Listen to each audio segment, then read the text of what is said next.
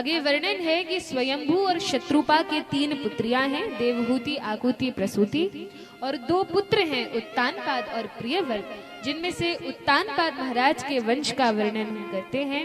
उत्तानपाद महाराज की 2 पत्नियां थी, एक सुनीति और दूसरी पत्नी सुरुचि। सुनीति बड़ी थी, सुरुचि छोटी पत्नी थी। सुनीति के पुत्र का नाम था ध्रुव और सुरुचि के पुत्र का नाम था उत्तम। तो सुनीति के पुत्र ध्रुव महाराज और सुरुचि के पुत्र उत्तम। तो ये 2 पुत्र थे, दोनों ही छोटे छोटे बालक थे, 4-5 वर्ष के बालक थे। एक दिन की बात है कि महाराज उत्तानपाद, जो कि अपनी छोटी रानी से, सुरुचि से अधिक प्रेम किया करते थे, सुरुचि के वश में रहते थे, और सुरुचि इस कारण से बड़ी गर्वित रहती थी, बड़े मान में रहती थी, क्योंकि जानती थी कि महाराज मेरे वश में है, मुझसे प्रेम करते हैं और सुनीति की ओर कभी देखते भी नहीं है। अब सुनीति राजमहल में दासियों के समान रहती थी, महाराज कभी बात नहीं करते थे, कभी उनके पुत्र ध्रुव के विषय में नहीं पूछते थे। और क्योंकि उत्तम सुरुचि के पुत्र थे, इसीलिए उत्तम से अधिक स्नेह था। एक बार सुरुचि के ही कक्ष में बैठकर उत्तम को अपनी गोद में खिला रहे थे, तभी ध्रुव महाराज कहीं से खेलकर दौड़ते हुए आए। वे तो जानते हैं ये मेरे पिताजी हैं, पिता से स्वाभाविक स्नेह होने के कारण उनकी गोद में बैठने का प्रयास करने लगते हैं। लेकिन क्या होता है, जैसे ही गोद में बैठने का प्रयास करते हैं, उत्तानपाद महाराज तो कुछ नहीं कहते, बस थोड़े डर जाते हैं, सुरुचि को देखने लगते हैं, और सुरुचि अपनी भौहें टेढ़ी करते हुए ध्रुव महाराज को पकड़कर नीचे कर देती है कि पुत्र तुम महाराज की गोद में नहीं बैठ सके। ध्रुव महाराज ने कहा, मैया आप तो मेरी माता हैं और ये मेरे पिताजी हैं, मैं क्यों अपने पिताजी की गोद में नहीं बैठ सकता, यह तो सभी पुत्र का अधिकार होता है। सुरुचि ने कहा, देखो देखो बालक, ये तुम्हारे पिता अवश्य हैं, लेकिन क्योंकि तुम्हारी माता रानी नहीं है, इसलिए तुम महाराज की गोद में नहीं बैठ सकते। कहा फिर क्या करना पड़ेगा? तो कहा कि मैं रानी हूँ, महाराज मुझसे प्रेम करते हैं, इसलिए जब तुम्हारा जन्म मेरे गर्भ से होगा तब तुम इस लायक बनोगे, इस गद्दी के अधिकारी होगे कि महाराज की गोद में बैठ सको। लेकिन यह तो संभव नहीं है। हाँ, यह संभव नहीं है, केवल एक ही उपाय है, यदि तुम भगवान विष्णु की भक्ति करो, तपस्या करो, उनसे प्रार्थना करो और वे तुम्हें मेरी कोख से जन्म दे, तभी तुम महाराज की गोद में बैठ सकते हो। यह बात सुन के ध्रुव महाराज इतने दुखी हो गए, अरे मेरे पिताजी की गोद में मुझे नहीं बैठने दिया जा रहा, बड़ा दुख हुआ। और तब रोते रोते अपनी माता सुनीति के पास गए और सुनीति के पास जाकर बहुत विलाप करने लगे, रोने लगे। सुनीति तो विवल हो गई, विकल हो गई, कहने लगी, पुत्र क्या हुआ, क्या बात है, कुछ तो कहो, क्यों रो रहे हो? तब ध्रुव महाराज इतना रो रहे थे कि बोलते भी नहीं बन रहा था। तब कुछ दास दासियों ने, जिन्होंने देखा था कि सुरुचि ने किस प्रकार से धुतकारा था, वे जाकर सुनीति से कहते हैं कि माता इस प्रकार की बात हुई है, महाराज ने बिठाया नहीं, अपनी छोटी रानी का पक्ष लिया, इस कारण से ध्रुव महाराज अपमान के कारण बड़े दुखी हैं। सुनीति को बड़ा दुख हुआ। ध्रुव महाराज ने बहुत रोते रोते पूछा कि मैया क्यों मैं पिताजी की गोद में नहीं बैठ सकता? तो सुनीति ने भी कह दिया कि अरे बेटा, क्या तुम अपने पिताजी की गोद में बैठने के लिए इतना रो रहे हो?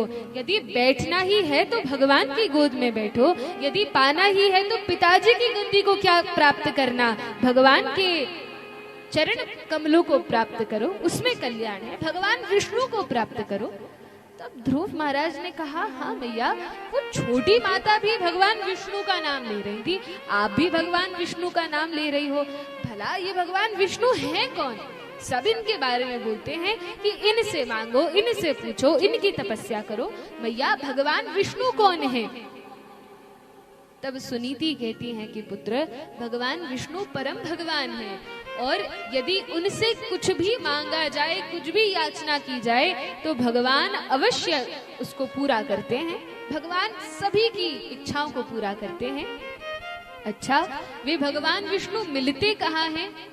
तब सुनीति ने कहा, देखो पुत्र, वे भगवान विष्णु तो अपने धाम वैकुंठ लोक में रहते हैं, लेकिन मैंने सुना है, मैं जानती तो नहीं, मैं तो अज्ञ हूँ, स्त्री हूँ, मैं कैसे जान सकती हूँ, लेकिन मैंने सुना है कि भगवान शायद वन में निवास करते हैं, क्योंकि सारे ऋषि मुनि भगवान को प्राप्त करने के लिए वन में जाकर तपस्या करते हैं। वन में भगवान सुगमता से प्राप्त हो जाते हैं, क्योंकि एकांत वास होता है, केवल भगवान में मन लगाते हैं और प्राप्त हो जाते हैं। अच्छा ठीक है मैया, तो मुझे अभी वन जाना है। सुनीति ने कहा, देखो पुत्र, इस प्रकार से दुखी मत हो, अभी तुम बहुत छोटे बालक हो, जब बड़े हो जाओगे तब मैं तुम्हें वन भेज दूंगी। सोचती हैं कि अभी तो छोटा है, इसको बातें लगा देते हैं। इस प्रकार से सुनीति कहती हैं और समझाती हैं कि देखो, अपनी विमाता को दोष मत दो।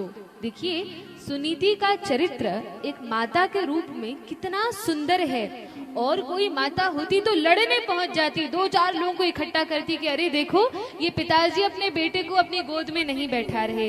लेकिन सुनीति ने ऐसा कुछ नहीं किया। सुनीति ने क्या कहा कि तुम्हारी विमाता ने जो कहा है एकदम ठीक है महाराज, अब मुझसे प्रेम नहीं करते हैं, और ठीक है, उत्तम से प्रेम करते हैं, और मेरे संबंध से वे तुम्हें भी स्वीकार नहीं कर पा रहे हैं। लेकिन देखो पुत्र, अपनी विमाता को कभी दोष मत देना, कभी उनके विषय में अथवा अपने पिताजी के विषय में अपने मन में गलत भाव मत लाना, कभी ईर्ष्या मत करना, क्रोध मत करना, क्योंकि वर्णन है भागवत में कि जब वे अपनी माता के पास जाते हैं तो क्रोध और शोक के कारण ध्रुव जी के होंठ फड़क रहे थे, बहुत क्रोध आ रहा था और शोक भी था, इसलिए आंसू भी झर रहे थे। तो माता ने समझाया कि इस प्रकार से क्रोध मत करो, क्योंकि हमारे जीवन में जो भी सुख दुख आते हैं, जो भी कष्ट आते हैं, वे हमारे ही पूर्वकृत पापों के कारण होते हैं। तो जो भी हमें आज मिल रहा है वे हमारे पिछले जन्म के कर्म हैं। तो मैं तो बड़ी हतभागिनी हूँ, इसलिए मैं इस प्रकार का दुख भोग रही हूँ, और मेरे कारण तुम्हें भी दुख भोगना पड़ रहा है। लेकिन पुत्र कोई बात नहीं, भगवान की भक्ति करना इस जीवन का लक्ष्य है, इसलिए भूल जाओ यह सब और भगवान की भक्ति में लगो। जो कुछ भी बोला है उस पर विचार मत करो, उसको सोचो मत, और भगवान की भक्ति करो, भगवान विष्णु में अपना मन लगाओ। एक माता को किस प्रकार से अपने बालकों को शिक्षा देनी चाहिए, अनुकूल समय में ही नहीं बल्कि प्रतिकूल समय में भी कैसे बच्चों को समझाना चाहिए, ये माता सुनीति से सीखना चाहिए। और तब सुनीति कहती है कि बेटा देखो, यह संसार तो दुखालय है, और दुखालय में तो दुख ही दुख होता है। हम भगवान से विमुख हो गए हैं, इस कारण हम इस संसार में आए हैं, इसलिए भगवान को याद करना चाहिए, भगवान का स्मरण करना चाहिए और उनकी भक्ति में लगना चाहिए। सुनीति कहती है कि भगवान के विस्मरण के कारण इस संसार में जितने भी जीव हैं जो दुख भोग रहे हैं, उनके दुख का केवल एक ही कारण है। क्या कारण है? भगवान को भूल जाना ही इस संसार में बंधन का और दुख का कारण है। यदि किसी को ये ज्ञान हो जाए कि हम आत्मा हैं, और क्योंकि हम आत्मा है इसलिए हम भगवान के सनातन अंश हैं, और भगवान के अंश होने का अर्थ है कि हम उनके हैं और भगवान हमारे हैं, तब तो दुख का कोई कारण ही नहीं बचेगा। यदि हृदय में ये विश्वास हो गया कि भगवान हमारे हैं, सुहृदम सर्वभूतानाम यात्वा माम शांति मृच्छति, कोई व्यक्ति ये जान जाए कि भगवान हमारे परम मित्र हैं, छोटे छोटे बालक बालिकाएं जान जाएं कि हमारे बेस्ट फ्रेंड भगवान हैं, तो क्या उनके जीवन में कभी कोई दुख आ सकता है? तब तो कोई दुख का प्रश्न ही नहीं है, क्योंकि वे भगवान सभी के सुहृद हैं।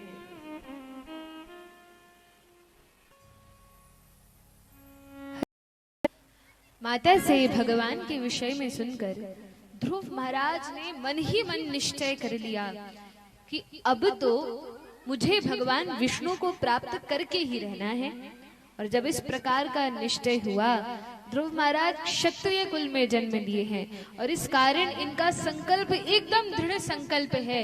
एक बार जो ठान लिया सो करके ही रहेंगे, बिना हरि को प्राप्त किए अब शांति से नहीं रह सकते। तो इस प्रकार से ध्रुव महाराज ने संकल्प कर लिया, और रात्रि के ही समय अर्धरात्रि में माता को प्रणाम किया, क्योंकि गुरु रूप में माता है, पथ प्रदर्शिका है, उन्हीं ने बताया है। उन्हें प्रणाम किया और ध्रुव महाराज निकल पड़े वन की ओर। अब ये नहीं पता कि वन कहाँ है, ये नहीं पता कि भगवान विष्णु कैसे मिलेंगे, कहाँ मिलेंगे, लेकिन एक बार जीव को अपने हृदय में मात्र निश्चय करना होता है कि मुझे भगवान चाहिए, ये संसार मेरा नहीं है, मेरे केवल रघुनाथ जी हैं, केवल भगवान है। एक बार ये निश्चय हो जाए, फिर भगवान व्यवस्था करते हैं, भगवान गुरु को भेजते हैं, भगवान मार्ग दिखाते हैं, सारा प्रबंध वे भगवान करते हैं, हमें केवल निश्चय करना होता है। तो इस प्रकार से ध्रुव महाराज ने निश्चय किया और राजमहल से निकल पड़ते हैं। ये नहीं पता कहाँ खाएंगे, कहाँ रहेंगे, कहाँ जंगल है, ये भी नहीं पता, लेकिन जैसे ही निश्चय करके जाते हैं, भगवान के हृदय में भाव उठता है। भगवान नारद जी को भेजते हैं कि नारद जी आप जाइए, गुरु रूप में नारद जी को भेजा कि जाइए, पहले इस बालक की परीक्षा लीजिए, पक्का भक्त है कि कच्चा है। यदि कच्चा है तो महल वापस भेज देना, और यदि पक्का है तो फिर साधन में लगा देना, और मैं उसको दर्शन से कृतार्थ करूंगा। भगवान कहकर नारद जी को भेजते हैं। नारद जी आते हैं, कहते हैं अरे बालक ध्रुव, कहाँ जा रहे हो? ध्रुव जी ने कहा कि मैं वन की ओर जा रहा हूँ। अच्छा, क्या प्रयोजन है तुम्हारा, क्यों वन में जा रहे हो? तो कहा कि मुझे भगवान विष्णु से मिलना है, उन्हें प्राप्त करना है, इसलिए मैं वन जा रहा हूँ। अच्छा, तुम्हें पता है वन कहाँ है? कहा नहीं, यह तो नहीं पता, आपको पता है तो आप बता दीजिए। कहा देखो बेटा, तुम्हारे जो पिताजी है ना, वे हमारे शिष्य हैं, उत्तानपाद महाराज जी भी नारद जी के शिष्य हैं, और तुम्हें किस बात का दुख है जो तुम राजमहल को छोड़कर आए हो? तो कहा, ध्रुव महाराज पूरी कहानी बताते हैं। तब नारद जी ने कहा बस इतनी सी बात है, तुम्हें अपने पिताजी की गोद में बैठना है। कोई बात नहीं, तुम्हारे पिताजी मेरे शिष्य हैं, मैं यदि उनसे कहूंगा तो वे गोद में क्या, वे तो तुम्हें राजगद्दी पर बैठा देंगे और कई दास दासियां तुम्हारी सेवा में लगा देंगे। चलो बेटा, अभी तुम बहुत छोटे हो, चलकर राजमहल के सुखों को भोगो। ध्रुव जी ने कहा राजमहल सुख यह सब बाद में, अभी तो मेरा लक्ष्य है कि मुझे भगवान को प्राप्त करना है। यदि आप बता सकते हैं कि भगवान कहाँ हैं तो बताइए, अन्यथा मेरे मार्ग से हट जाइए, मुझे वन की ओर जाना है। नारद जी मुस्कुराने लगे, हंसने लगे, देखा कि बालक का बड़ा दृढ़ निश्चय है। तब कहा कि अरे बालक, क्रोधित क्यों होते हो, तुम्हें भगवान से मिलना है ना, कोई बात नहीं, मैं तुम्हें बताऊंगा कि भगवान कैसे मिलते हैं। अच्छा, तब प्रणाम किया, कहा बताइए कैसे भगवान मिलेंगे? कहा चलो मेरे साथ वन चलो, लेकिन देखो ध्रुव, वन में बहुत सारे पशु पक्षी हैं, बहुत सारे संकट हैं, और वहाँ खाने पीने का कोई ठिकाना नहीं है, वहाँ माता का प्रेम नहीं मिलेगा, वहाँ राजमहल के सुख नहीं मिलेंगे, इन सब का त्याग करना पड़ेगा, क्या तुम तैयार हो? ध्रुव महाराज ने कहा मैं कुछ भी करूंगा, लेकिन आप मुझे साधन बताइए कि भगवान मिलेंगे कैसे। तब नारद जी ने कहा ठीक है, मेरे साथ वन चलो। वन में लेकर जाते हैं, और वन में ले जाने के बाद ध्रुव महाराज से कहते हैं देखो ध्रुव, यदि साधन के मार्ग में लगना है तो बहुत अधिक खाना और बहुत अधिक सोना ये छोड़ना पड़ता है। युक्त आहार विहारस्य युक्त चेष्टस्य कर्मसु युक्त स्वप्नावबोधस्य योगो भवति दुःखः। तो इस प्रकार से कहा कि अपने भोजन पर नियंत्रण करना होगा, इसलिए तुम अन्न का त्याग कर दो। सुबह सुबह ब्रह्म मुहूर्त में उठकर नहाया करो, और तब जप आदि किया करो, संध्या वंदन किया करो, अन्न इत्यादि का त्याग कर दो, और इस प्रकार से भगवान का भजन करो। ध्रुव जी ने कहा ठीक है। ध्रुव जी तपस्या में लग गए। 2 महीने बिना अन्न के, केवल फल पर, जल पर और वायु पर ध्रुव महाराज ने अपने प्राणों को रखा। छोटे से बालक है, 2 महीने अन्न नहीं खाया। इससे छोटे छोटे बच्चों को ये शिक्षा नहीं लेनी कि घर में जाके मम्मी से कहे आज से हम रोटी नहीं खाएंगे, आज से अन्न बंद, हम भी ध्रुव महाराज जैसी तपस्या करेंगे। क्योंकि उनके गुरु नारद जी ने उन्हें आदेश दिया था, इसलिए ध्रुव महाराज ने किया। कोई भी व्रत हो, कोई भी तपस्या हो, अपने मन से कुछ नहीं उठाना चाहिए, उससे कुछ फायदा नहीं होगा। जब गुरु आदेश करें, गुरु आज्ञा करें कि ऐसा करो, तब वो करने से हमारा कल्याण होता है। तो ध्रुव महाराज को नारद जी ने कहा, तब उनने अन्न का त्याग किया और 2 महीने बिना अन्न के रहे। और नारद जी ने उन्हें एक मंत्र दिया, 12 अक्षर कृष्ण मंत्र का उन्हें उपदेश किया। ओम नमो भगवते वासुदेवाय, यह मंत्र प्रदान किया। यह 12 अक्षर मंत्र है, बीज मंत्र है। और जब इसको ध्रुव महाराज ने जपा और लेकर कहाँ गए थे, कौन से वन में लेकर गए थे, किसी को पता है? कहाँ लेकर गए थे नारद जी ध्रुव जी को? तो कहा वृंदावन में मधुवन है, उस मधुवन में ध्रुव महाराज ने तपस्या की है। आज भी भक्त जाते हैं, वृंदावन जाएं तो मधुवन जाकर दर्शन करना चाहिए, जहाँ पर ध्रुव महाराज की तपस्थली है। वहां पर भगवान के दर्शन उन्हें प्राप्त हुए थे, तो वहां नारद जी लेकर जाते हैं। वनों में सर्वोत्तम और सर्वश्रेष्ठ तो वृंदावन है। यह भी वन है, लेकिन वृंदा का वन है। और आपके तो इस परिसर का नाम ही है तुलसी परिसर। वृंदा का अर्थ क्या है? तुलसी है। और यह भी वृंदावन है, लेकिन अभी तो इसका नाम तुलसी परिसर है। और कथा कीर्तन के माध्यम से इसको वास्तविक वृंदावन बनाने का कर्तव्य आप सभी का है। और ये वृंदावन कब बनेगा? जब यहाँ पर ध्रुव जैसे बालक होंगे, प्रहलाद जैसे बालक होंगे, जब इस तुलसी परिसर के लोग वृंदावन के समान भगवान से प्रेम करेंगे, यशोदा मैया, नंद बाबा के समान नित्य कथा कीर्तन होगा, नित्य सत्संग होगा, तब यह वास्तविक तुलसी परिसर बनेगा। बोलिए वृंदावन धाम की जय। तो ध्रुव महाराज पहले 2 महीने तो कुछ खाते नहीं हैं, अन्न नहीं ग्रहण करते और ओम नमो भगवते वासुदेवाय इस मंत्र का जाप करते हैं। वह सतयुग था और अभी कलयुग है। कलयुग में किस मंत्र की संस्तुति की जाती है? तो कहा कलयुग का महामंत्र है हरे कृष्ण कृष्ण कृष्ण हरे हरे, हरे राम राम राम हरे हरे। इस महामंत्र को जपने से वही फल प्राप्त होगा जो सतयुग की तपस्या से, द्वापर के यज्ञ अनुष्ठान से और त्रेता के द्वापर के पूजन आदि से और त्रेता के यज्ञ अनुष्ठानों से प्राप्त होता था। ध्रुव महाराज तपस्या करने लगे, तब फिर नारद जी आए और कहा कि बेटा अभी तुमने 2 महीने अन्न नहीं खाया, अब तुम फलों का भी त्याग कर दो और केवल जल पान करके रहो। कहा ठीक है, अब केवल जल पर रहने लगे और तब 2 महीने केवल जल पान किया। फिर से नारद जी आए और कहा पुत्र तुम्हारी साधना बहुत उत्तम चल रही है, तुमने अन्न का त्याग किया, फलों को ग्रहण किया, फलों का त्याग किया, जल को ग्रहण किया, लेकिन अब जल को भी त्याग दो, अब केवल वायु का आहार करो। वायु का आहार कैसे होता है?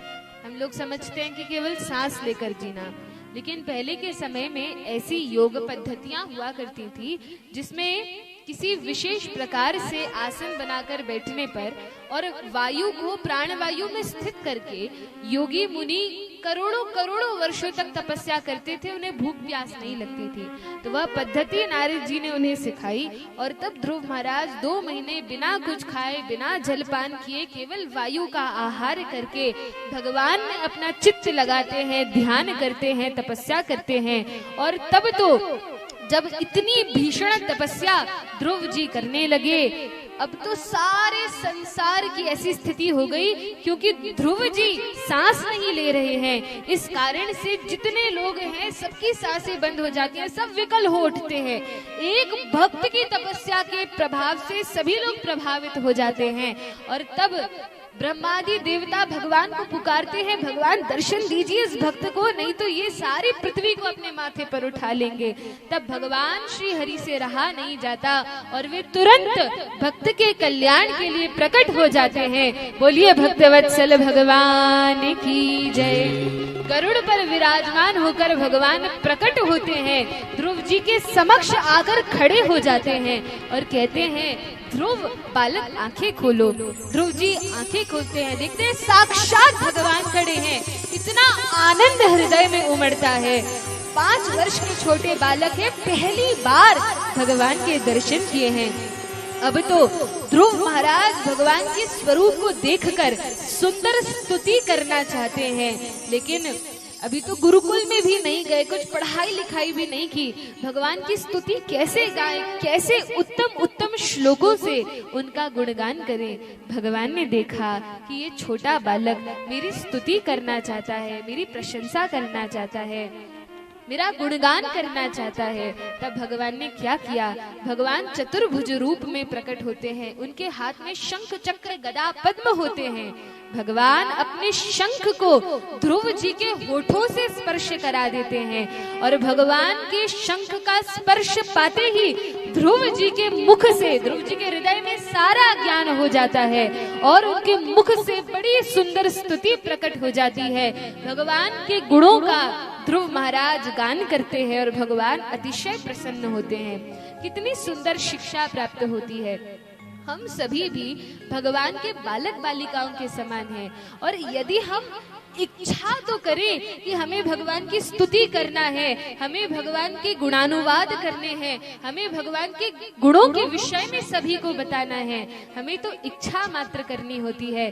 भगवान अपने शंख को, वह शंख जो ध्रुव जी को भगवान ने छुआया था, वह भगवान और वह शंख कहीं चले थोड़ी ना गए हैं, वे भगवान आज भी हैं और आज भी उनके हाथ में वह शंख है। यदि कोई भक्त इच्छा करता है भगवान के गुणगान करने की तो वह शंख भगवान छुआ देते हैं अथवा कृपा करते हैं और एक मंदमती भी भगवान का गुणगान करने लगता है। बोलिए भक्तवत्सल भगवान की जय, श्री राधा रमण लाल की जय।